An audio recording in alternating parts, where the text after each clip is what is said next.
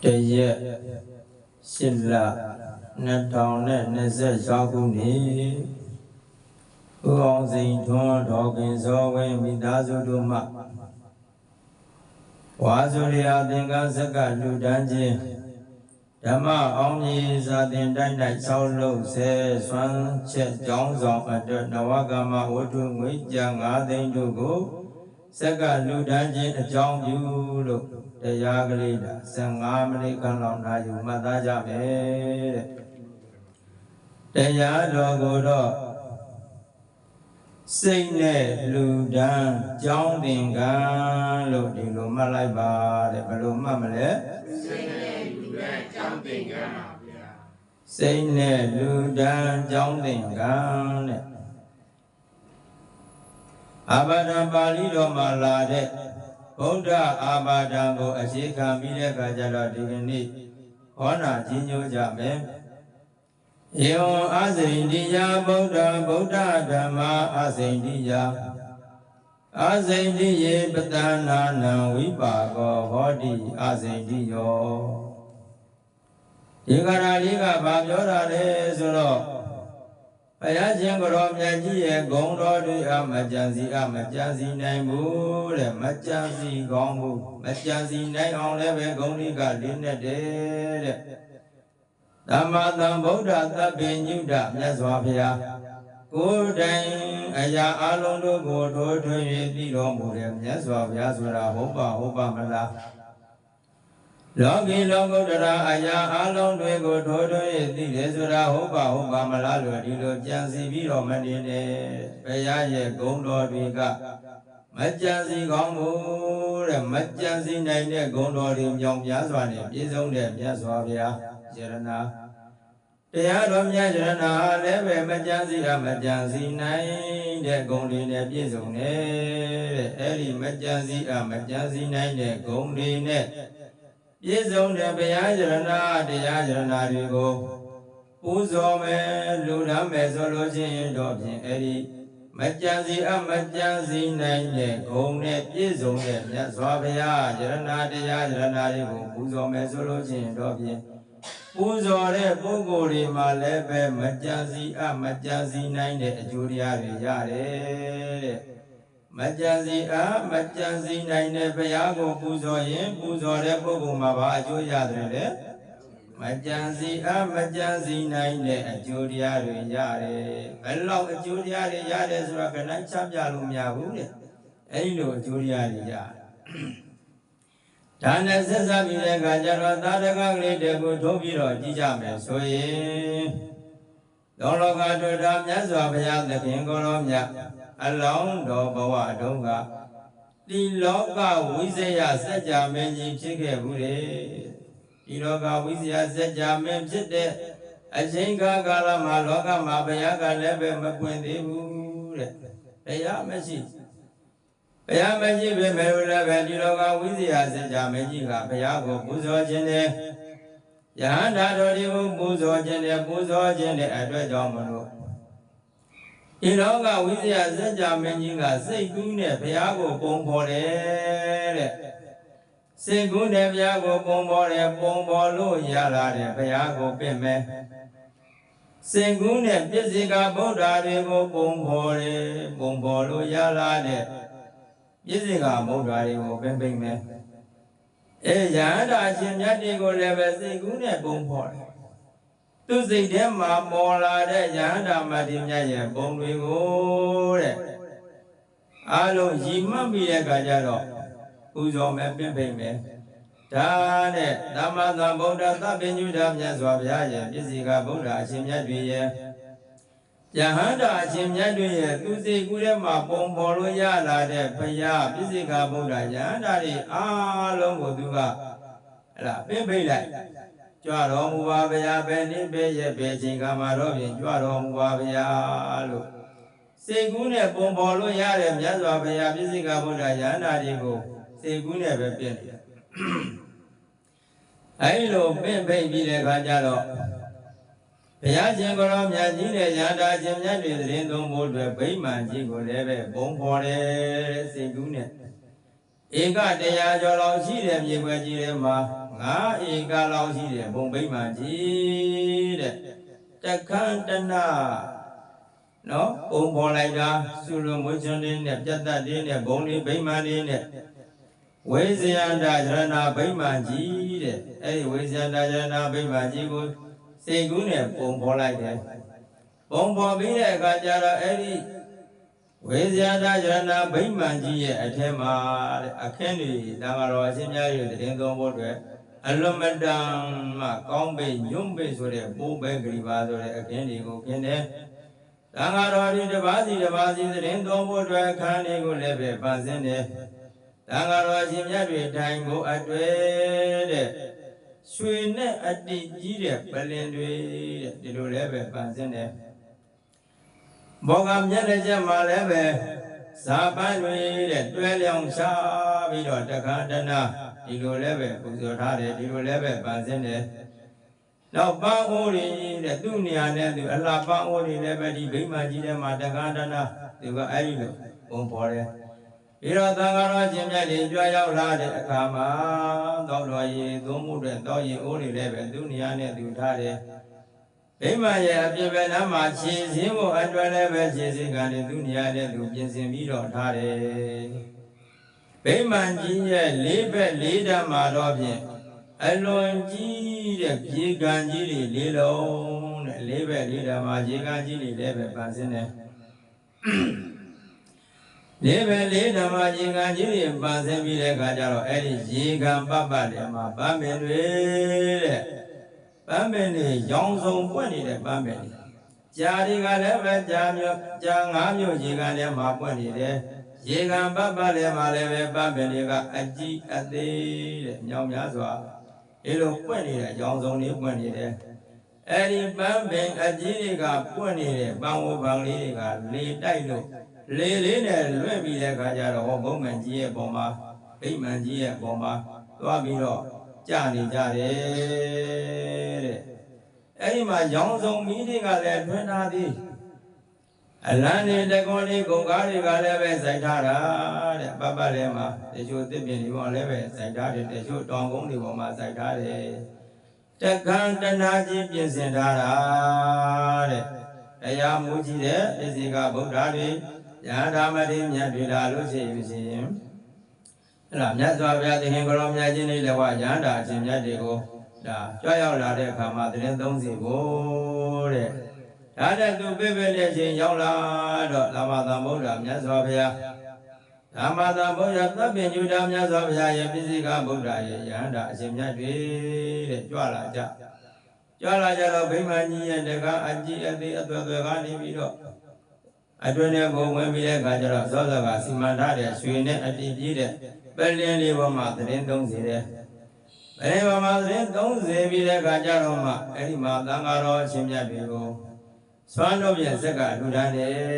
တဲ့အမွန်မြတ်တဲ့စွမ်းတော်ပြင်စက်ကလူတန်းတယ်အဲဆိုလို့ချင်းလည်းပဲလွန်ဓမ္မကောင်းပိညွန့်ပိဆိုတဲ့ဟင်းနေစွမ်းဆိုလို့ချင်းလည်းပဲလွန်ဓမ္မကောင်းပိညွန့်ပိဆိုတဲ့စံတွေတဲ့ယနေ့မြန်မာနိုင်ငံအနေနဲ့ပြောမယ်ဆိုရင်တော့အကျိုးမော်စံဝဲနေမှာပေါ့အဲဒီလိုအလွန်ဓမ္မကောင်းပိညွန့်ပိဆိုတဲ့စွမ်းနေနဲ့တော့မူကြီးမရာတွေမောင်မောင်ပိဋ္ဌာတွေမိဖုရားတွေမဲသမီးတွေကနေပြီးတော့အဲ့ဒါဘုရားမွေးကြီးတဲ့သံဃာတော်အရှင်မြတ်တွေစွမ်းနေပြီးစက်ကလူတန်းကြတယ်အဲ့တော့စွမ်းဖုံပေးပြီးတဲ့အခါကျတော့သံဃာတော်အရှင်မြတ်တွေဘုရားမွေးကြီးတဲ့သံဃာတော်အရှင်မြတ်တွေတဲ့အခန်းကြီးထဲမှာတော့သောသောကဗာစင်းထားတဲ့အခန်းကြီးထဲမှာတပါးစီကိန်းအောင်ပြီးတော့နေကြတယ်နိုင်ဝတ္တနာယီကစွမ်းစားပြီးလို့ရှိရင်အခိုက်အတန့်ကိန်းအောင်ပြီးတော့အဲဒီလိုနိုင်ဝတ္တနာယီကံခန်းကြီးထဲမှာကိန်းအောင်ပြီးတဲ့အခါကျတော့မှသံဃာတော်အရှင်မြတ်တွေနော်ရသော်ဘုရားရဲ့ပိစိကဗုဒ္ဓရဲ့ယန္တာတွေအပြင်ထွက်လာပြီးတဲ့အခါကျတော့ခမ်းမအကျယ်ကြီးထဲမှာပေါ့ဓမ္မယုံလိုခမ်းမအကျယ်ကြီးထဲမှာအဲဒီမှာသံဃာတော်အရှင်မြတ်တွေကတပါးကပြဿနာတွေမေးလို့တပါးကဖြေလို့အချို့သောပုဂ္ဂိုလ်တွေကဇာနေဝင်စားလို့တဲ့အချို့တရားဓမ္မတွေကလည်းပဲသူတို့မသိတဲ့တရားဓမ္မတွေကိုမေးမြန်းလို့မတင်မြတ်တွေကလည်းပြန်လည်ပြီးတော့ဖြေချနေကြတာသူ့နေရာလေးနဲ့အဲ့ဒီသတင်းသုံးနေတဲ့သံဃာတော်ရှင်မြတ်တွေသတင်းသုံးတဲ့ပလင်ရဲ့အပေါ်မှာလည်းပဲယရဏ9ပါးနဲ့ကြီးတဲ့ ထီးပြူကြီးတွေမိုးလို့တဲ့ဇာပန်းတွေရွှေရောင်ဇာပန်းတွေငွေရောင်ဇာပန်းတွေပန်းရောင်ဇာပန်းတွေတဲ့တဖွာဖွာကြပြီးတော့တခါတနာကြီးတဲ့အဲ့ဒီလိုပူဇော်အဲ့လိုတခါတနာကြီးပူဇော်နေတာတွေကိုတရားတွေလည်းပဲလာကြတယ်တဲ့နတ်တွေလည်းလာကြတယ်လူတွေလည်းလာကြတယ်နဂါကလုံးဂုံပံရက်ခတွေကလည်းပဲဝမ်းမြောက်ဝမ်းသာနဲ့လာကြတယ်တဲ့လာကြပြီးတဲ့အခါကျတော့ပျော်မြူးလို့ဓမ္မတေးတွေတီးဆိုပြီးတဲ့အခါကျတော့နေကြတယ်အဲဒီလိုတချို့ကျော်တော်မသိသေးတဲ့ပုဂ္ဂိုလ်တွေကိုလည်းပဲသိအောင်ဆိုပြီးတဲ့အခါကျတော့နတ်တွေကနေပြီးတော့ဒီလောကဝိဇ္ဇာစัจ जा မင်းကြီးကအလူတန်းကြီးကြီးကျယ်ပေးနေတယ်အဲဒီနေရာကိုသွားကြလို့တိုက်တွန်းလို့ဆိုအဲ့ဒါလူတွေကတပွဲတပွဲရောက်ပြီးရောက်အဲ့ဒီမှာသုတိတာကျွေးနေတယ်လူတိုင်းဝင်စားလို့ရတယ်အင်းတွေကလည်းလုံးမတမ်းမှကောင်းတယ်ဒီလိုလို့ဆိုအဲ့တော့ပြိဿကြီးဆုံးပြီးတော့နေတဲ့အချိန်ကာလမှာဒီလောကဝိဇ္ဇာစัจ जा မင်းကြီးကဘယ်ရမှုရှိတဲ့သံဃာတော်ရှင်မြတ်တွေရန္တာရှင်မြတ်တွေကိုသင်္ကန်းတော်ဖြင့်လူဒန်းတယ်တဲ့သိစီဝရိတ်သင်္ကန်းတော်ဖြင့်လူဒန်းတယ်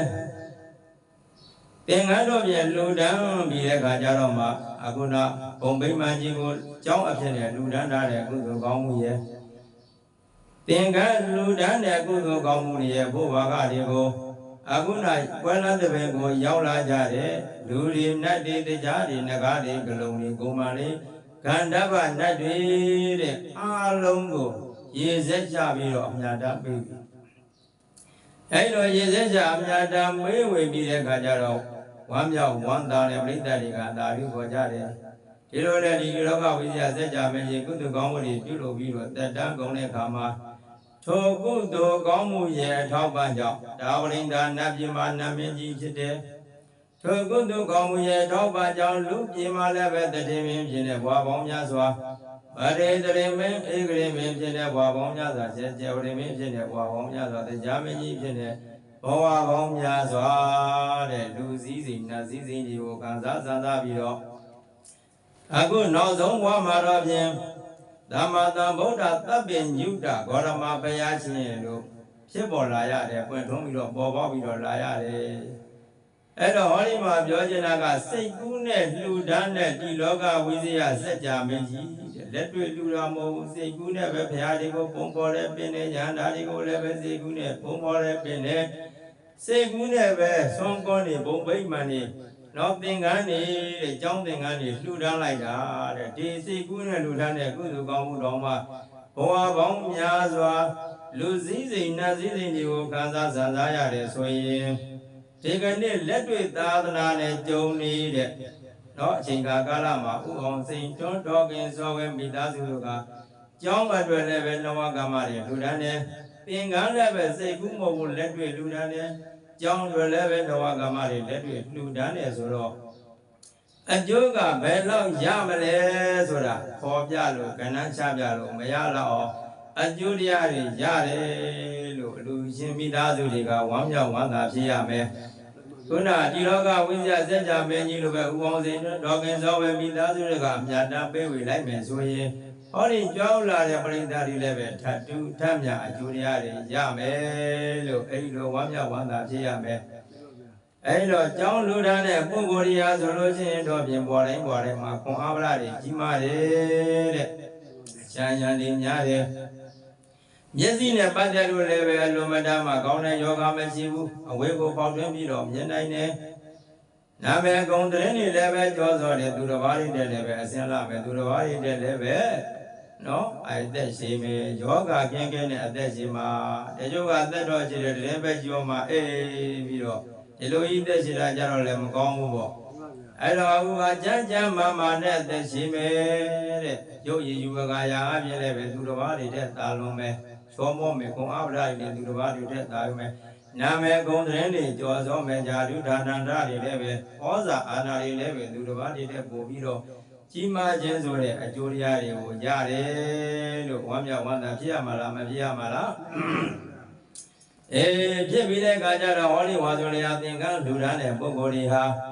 သောတာပန်နဲ့လည်းပဲလာသရံတူတဲ့အတွက်ကြောင့်မလို့ယခုဘောကနဲ့ဒုတိယဘဝကိုဘုရားညမှာအပေမလားခြင်းဆိုတဲ့အကျိုးတရားကိုလည်းပဲဖြစ်စေတယ်တဲ့။နောက်ဆုံးဒီသင်္ကားရဲ့ထောက်ပံ့ကြောင့်ပဲအမျိုးသမီးဖြစ်တဲ့ပုဂ္ဂိုလ်တွေဟာဆိုလို့ရှိရင်ဘဝတိုင်းစည်းစိမ်တွေခါစားဆန်းစားပြီးတော့နောက်ဆုံးဘဝမှာဘုရားရှင်နဲ့တွေ့လို့မဟာရတတန်စာလို့ခေါ်တဲ့အဘုံမပြတ်တဲ့တန်စာကြီးကိုဆင်မြန်းပြီးတဲ့အခါကျတော့တခါတနာကြီးနဲ့နိဗ္ဗာန်ကိုသွားရခြင်းဆိုတဲ့အကျိုးတရားအမျိုးသားဖြစ်တဲ့ပုဂ္ဂိုလ်တွေမှာတော့ဖြင့်တဲ့တကုန်းနဲ့ပြီးတဲ့သင်္ကန်းတို့တပိတ်တို့ကိုပိုင်ဆိုင်ရခြင်းဆိုတဲ့အကျိုးတရားတဲ့ကရုံတုံးကြမလို့တင်တုံးတာချာကြမလို့ကျိုးဝဲကြမလို့ပဲနဲ့သင်္ကန်းဝိကျစိတ်ပေါက်လိုက်တာတဲ့တပြိုင်တည်းရခြင်းကတော်မြတ်ကြီးကညာလက်တော်ကိုစံတန်းလို့အိဘေးကိုရဟန်းလာတော့ပေါ်လိုက်ညာလက်တပြိုင်တည်းကရုံးကလည်းတုံးပြီးတာတဲ့ခန္ဓာကိုယ်ကအဝိဇ္ဇာတွေကြောင့်သင်္ကန်းတွေရောက်ပြီးတဲ့အခါကျတော့ဒီလိုတကုန်းနဲ့ပြည်တယ်ယဟန်ဖြစ်ရတယ်ယဟန်ဖြစ်ပြီးတဲ့အခါကျတော့ယဟန်တာဖြစ်တဲ့ဒီကျင့်နိုင်တဲ့အသိဉာဏ်နဲ့ရှိပြီးတော့ယဟန်တာဖြစ်ခြင်းဆိုတဲ့အကျိုးတရားတဲ့ဒီလိုရတယ်တဲ့အဲ့တော့ဇာကာလမှာလူစည်းစိမ်နာစည်းစိမ်ညာတကယ်တမ်းကြတော့မမြဲဘူးဆင်းရဲတဲ့သဘောတရားရှိတယ်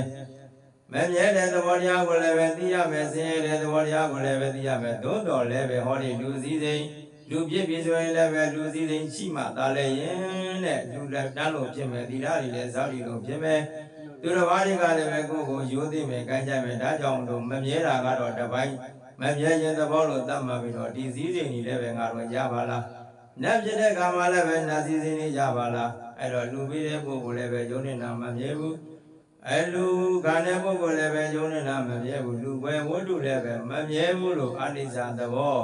ဒုက္ခသဘောခန္ဓာရသွေးဒုက္ခတွေရှိတယ်ဆိုတာလေးလေဒါလည်းအတိုင်းပြောင်ညာလေးထဲမှာသိဝင်ပြီးတဲ့အခါကျတော့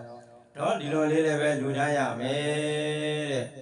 ယုံနဲ့နာမဲရှိတယ်အဲဒီယုံနဲ့နာဒါကိုပဲလူလိုခေါ်တယ်ဇံပင်ဝိညာဉ်32ခုဓာတ်ဇဝေကြီးကိုလူလို့ခေါ်နေတာတကယ်တမ်းကျတော့ဇံပင်ရဲ့ဝိညာဉ်ရဲ့ရှိတဲ့ရဲ့လက်တဲ့ဆိုပြီးတော့32ခုဓာတ်တဘုံကြီးပုံလိုက်လို့ရှိရင်32မျိုးပဲရှိတယ်အဲဒီ32မျိုးအပေါင်းကိုလူလို့ခေါ်တာတဲ့ကားဆိုတာဘိန်းကိုခေါ်တာလည်းမဟုတ်ဘူးဟလားရှိကနေပြီးတော့ဇီယာတိုင်းကိုခေါ်တာလည်းမဟုတ်ဘူးအကုန်လုံးအပေါင်းကိုကားလို့ခေါ်တာတခုစီပြုလိုက်ဘာမှမဟုတ်တော့အဲ့တော့လူလည်းပဲအဲ့ဒီလိုပဲတော့ဇာမေမွေးခြင်းဆိုတဲ့အစုဝေးရှိပါလားတော့ဒီလိုလည်းပဲဓမ္မသံဝေကလေးဓမ္မတရိလေးရှိပြီးတော့လူတန်းလိုက်မယ်ဆိုလို့ရှိရင်တော့ဖြင့်နိဗ္ဗာန်မရမီကြာကာလမှာဘုံဝင်ရှိကပြောခဲ့တဲ့စည်းစိမ်တွေခံစားပြီးတော့အဆုံးတည်းနေ့မှာဒီဉာဏ်တွေရင့်တန်ပြီးတဲ့အခါကျတော့ဆင်းရဲအလုံးတို့ရဲ့ဂျုံငင်းရာနိဗ္ဗာန်ကိုရကြရောက်ကြမှာဖြစ်တယ်လို့ဒါကိုယ်စီသဘောကျပြီးတဲ့အခါကျတော့ဒီကနေ့လူတန်းနဲ့ဝါဆိုလျာသင်္ကားရဲ့ကုသိုလ်ကောင်းမှုစွမ်းကြဲကြောင်းဆောင်အတွက်လူတန်းတဲ့ကုသိုလ်ကောင်းမှုတွေရဲ့ထောက်ပံ့ကြောင်းအဆုံးတနေ့မှာတော့ဖြင့်အလွန်အေးချမ်းတဲ့တန်တိဒုက္ခနိဗ္ဗာန်တိတက်လန်းနိုင်တဲ့ပုဂ္ဂိုလ်တို့ပုဂ္ဂိုလ်မြတ်တွေဖြစ်ကြပါစေကုန်တော်ရဲ့လို့ပရဏာအောင်စုပြုလိုက်ကြကုန်ရာတည်း